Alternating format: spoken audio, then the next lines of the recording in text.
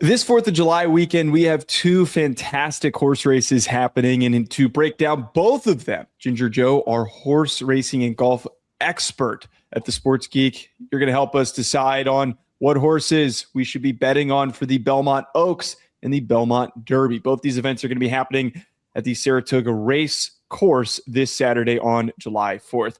Joe, let's just start by talking about the track for where these events are going to be taking place. Before we get into those selections that you like, is there anything that bettors should know about this track that maybe could factor into who ends up winning? Yeah, sure. I mean, obviously we have the events at Saratoga this year. With regards to the difference between the two tracks, Saratoga and Belmont, I would say Saratoga is a little bit tighter.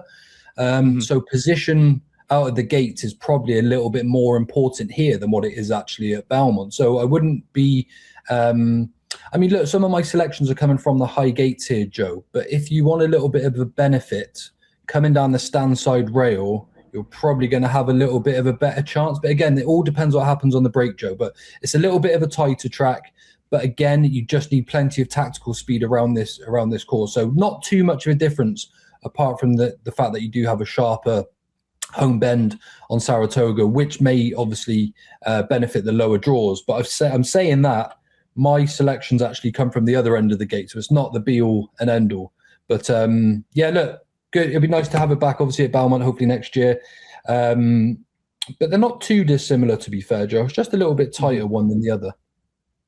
So for the Belmont Oaks, starting off with your picks for that one, what is the horse? Which horse are you going to be backing as your favorite selection for this?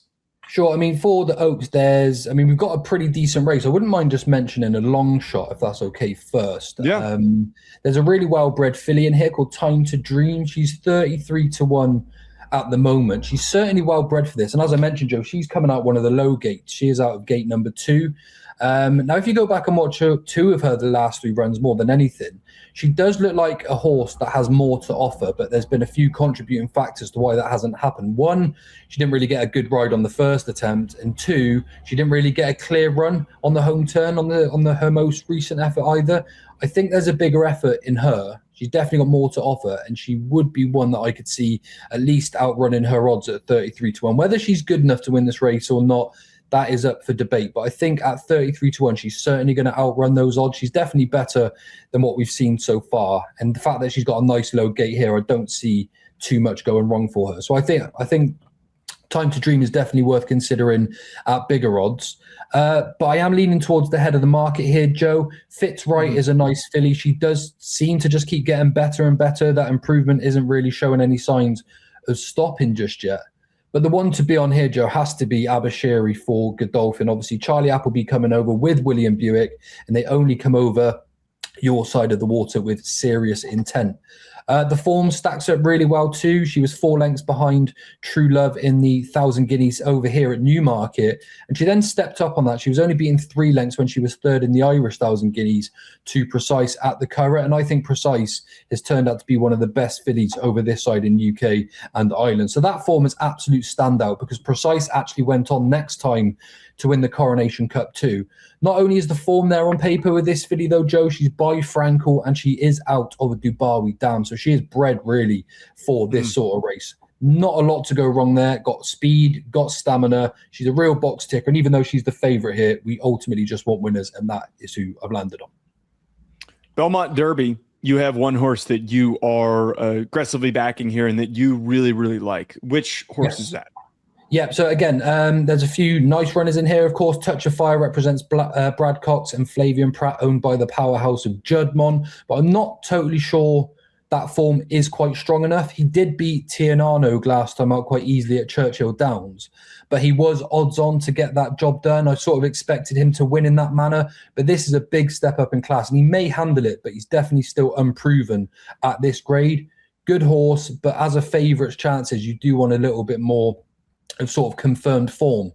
The piece of form that I think is quite interesting is between Title Roll and Pacific Avenue, because they met in February at Meydan. Title Roll actually got the better of Pacific Avenue, and then Title Roll actually did go on to win the German 2,000 Guineas as well. Again, that form is just huge in comparison to what's in this lineup. But Pacific Avenue actually went on and improved plenty to finish third in the Irish 2000 Guineas last time, beaten by a horse called Gustard. Now, Gustard is a really top animal. He was only just touched off by a horse called Bo Echo, and that represents some of the strongest 3-year-old form you'll find over here in the UK. So the 3 lengths behind Gustard there for Pacific Avenue, I think is worth a second look. This slight step up in trip as well. Again, this is a horse by Dubarry, so going up in trip could see some more potential come out of Pacific Avenue, and they're sending him over there with real intent. This extra trip and the track, I think, can bring out a little bit more improvement, and I think that form's going to be reversed. Title roll obviously does come over from an English trainer too, Simon Crisford, very, very good. But I would like to suggest that Pacific Avenue has probably been targeted at this race, and I think he's going to be the one primed and ready to go. So for me, it's a big weekend for Godolphin there, Joe. I think Abashiri is going to win the Oaks for them, and I think they're going to win the Belmont Derby with Pacific Avenue as well at 4-1 at the moment. Folks, do us a favor, comment below which horses do you like for both the Belmont Oaks and the Belmont Derby this Saturday. Let us know below. Hit the like button and subscribe to the channel so you don't miss out on future great analysis like this video. We'll catch you later.